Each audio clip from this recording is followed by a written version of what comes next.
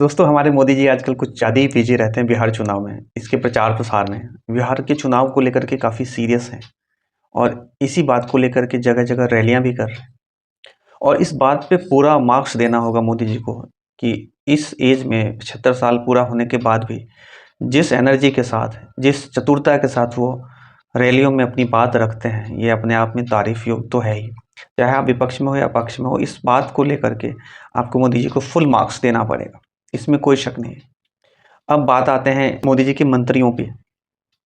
तो मुझे मोदी जी के मंत्रियों को लेकर के बहुत दुःख होता है और दुःख इस बात को लेकर के होता है कि चाहे कोई भी मंत्रालय हो, चाहे रक्षा मंत्रालय हो, वित्त मंत्रालय हो, रेल मंत्रालय हो, टेक्सटाइल इंडस्ट्री हो, आईटी हो, सूचना प्रौद्योगिकी, स्वास्थ्य मंत्रालय हो, चाहे कोई भी मंत्रालय हो, कुछ भी काम होता है, छोटे से बड़ा काम, सारे काम का जो उद्घाटन है और इससे संबंधित जितने भी महत्वपूर्ण काम है, जहाँ पे लोगों का ध्यान आकृष्ट किया जा सकता है, लोगों का ध्यान बटाया जा सकता है अपनी तरफ, वहाँ पे मोदी जी जाते हैं। संबंधित विभाग के जो मंत्री हैं, वो नहीं जाते, संबंधित मंत्रालय के मंत्री बिल्कुल नहीं जाते, या वो जाते भी हैं तो बिल्कुल साइड लाइन, वो से जो होता है सेकंड हीरो, उस टाइप के होते हैं। लेकिन फर्स्ट हीरो मोदी जी ही होते हैं।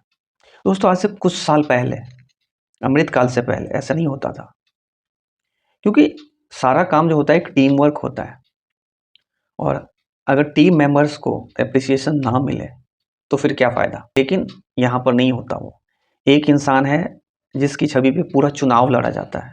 मैं पूछना चाहता हूँ, क्या बीजेपी में और कोई लोग नहीं है, और कोई चेहरा नहीं है? क्या और कोई चेहरा प्रधानमंत्री के योग्य नहीं है? प्रधानमंत्री जी की खुद की जो बात थी कि 75 साल के बाद लोगों को आराम करना चाहिए, तो मैं समझता हूँ शायद मोदी जी को खुद भी स्मरण होगा कि 75 साल अब उनका हो गया है, तो कब विश्राम ले रहे हैं मोदी जी?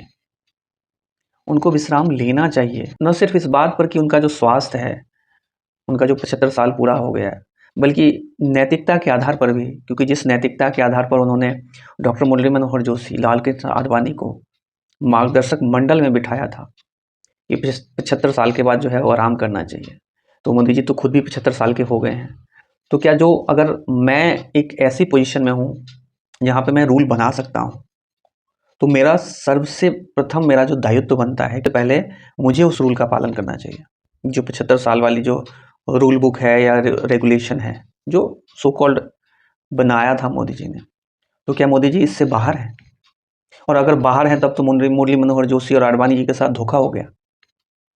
दोस्तों इस बारे में आपकी जो भी राय है, प्लीज़ कमेंट करके ज़रूर बताइएगा। अगर आपको कंटेंट अच्छा लगे तो चैनल को सब्सक्राइब और शेयर ज़रूर करिएगा। बहुत बहुत धन्यवाद।